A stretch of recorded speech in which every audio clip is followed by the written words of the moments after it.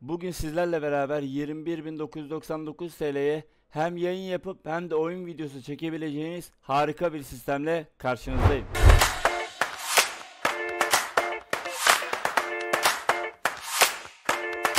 Evet arkadaşlar, sistemin genel bir incelemesini yapacağız. Şöyle bir baştan aşağı kabataslak bakacağız. Ardından tek tek fiyatlarına bakacağız bunların. Ardından YouTube oyun videosu testine bakıp videoyu sonlandıracağım arkadaşlar. Şimdi öncelikle buradan kabataslak bir şeyle başlayalım. İşlemci kısmında Intel Core i5 12400F var. 12. nesil 2.5 GHz base clock, 18 MB L3 ön bellek var. 10 nanometre üretim mimarisiyle üretilmiş bir işlemcimiz bulunuyor. Anakart kısmında ise Gigabyte H610M V2 versiyonu bulunuyor. DDR4 bir sistem ve DDR4 bir anakart kullandık burada. Daha doğrusu kullanmışlar, ben sadece inceliyorum. Ekran kartı kısmında Asus Dual GeForce RTX 4060 beyaz serisini kullandık. 8 GB VRAM'e sahip ve bu VRAM'ler GDDR6 belleklere sahipler. 128 bit veri yoluna sahip bir ekran kartı kullanmışlar burada. RAM kısmında ise Corsair markasına ait olan 8 GB 3200 MHz bir RAM'ini kullanmışlar.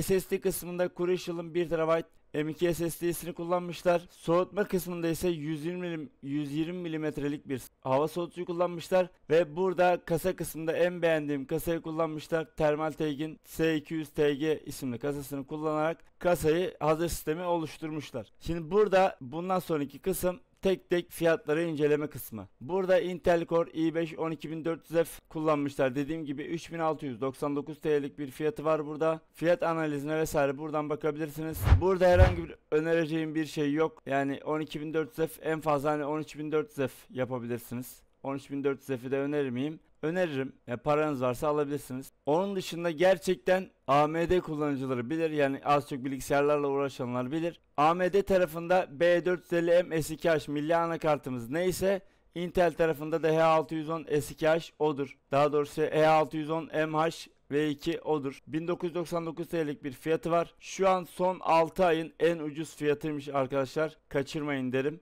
Ekran kartı kısmında ise Asus RTX 4060 kullanmışlar. Beyaz serisi, dediğim gibi 8 GB VRAM'e sahip, GDDR6 bellekler var içerisinde. Şu anki fiyatı ise bakın görüyorsunuz, bu son 6 ay içerisindeki fiyatı 11.649 TL'ye kadar düşmüş. Bakalım en çok hani nerede düşmüş? 11.000 ya şuralarda düşmüş. 26 Ocak tarihinde en ucuz tarihine ulaşmış, en ucuz fiyatına. RAM kısmında ise Corsair markasına ait olan 8 GB 3200 MHz CR16 gecikme süresine sahip 2 adet dual channel RAM kullanmışlar. Gayet güzel. Burada fiyatını gayet görebiliyorsunuz. Şu an bayağı pahalı normale göre. Şu andaki fiyatı 712 TL 98. M.2 SSD kısmına bayıldım burada. Vatan Bilgisayar'a çok teşekkür ediyorum. Dediğim gibi reklam vesaire yok. Kesinlikle yok. 2543 TL bir fiyatı var burada. Fiyat değişimini buradan görebilirsiniz. 1 TB SSD artık zorunlu olması lazım sistemlerde. Çünkü artık yetmemeye başladı. 16 GB RAM de yetmemeye başladı artık. Yani yavaş yavaş hani 24-32'ye geçmemiz lazım. Burada 120 milimetrelik bir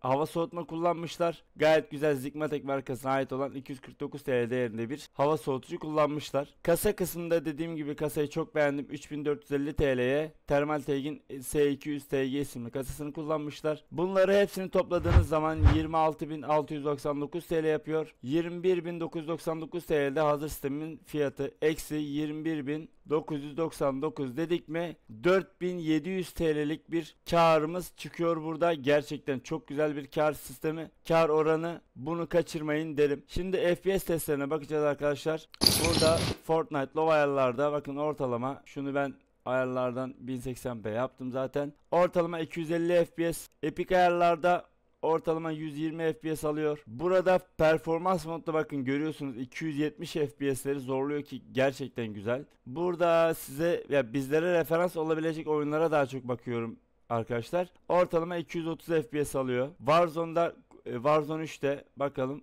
ortalama 125 FPS alıyor. Extreme ayarlarda ki Warzone açık dünya oyunu ki şu grafiklerle bakın hala da 100 FPS'in üstünü gerçekten alabilecek kabiliyette harika bir sistem. Hogwarts Legacy'de ortalama 70 FPS yani 70 FPS'e yakın değerler sergiliyor. PUBG'de, Steam PUBG'de ortalama 300 FPS'e yakın bir değer alıyor. Ultra ayarlarda Steam PUBG ortalama 130 FPS. Rust, bakın Rust gerçekten harika bir oyun. kesinlikle almanızı çok tavsiye ederim. Şiddetle tavsiye ederim. Birazcık pahalıdır ama sizi memnun edecektir kesinlikle. Ortalama bakın görüyorsunuz 110 FPS alıyor. Ortalama 110 FPS ve ultra ayarlarda bunu alabiliyor. Burada Cyberpunk 2077'ye bakabiliriz. Ortalama 1080p ultra ayarlarda ortalama 60 FPS alabiliyor. Burada RDR2'ye bakabiliriz. Ortalama dediğim gibi 80 FPS'e yakın bir değer alıyor. GTA 5 Online'da 112 FPS. Last of Us Part 1'de ortalama 70-80 FPS. Ya herhangi bir oyunda zaten 80 FPS'e düştüğünü görmedim. Bakın CS2 low ayarlarda 245. Veriye'da en yüksek ayarlarda 175 FPS ortalama ile alabiliyor. God of War'da 95 FPS ki God of War'da gerçekten sistem zorlayan, gerçekten sistemleri yoran bir oyundur. Palworld eskiden popüler olan bir oyundan ancak şu an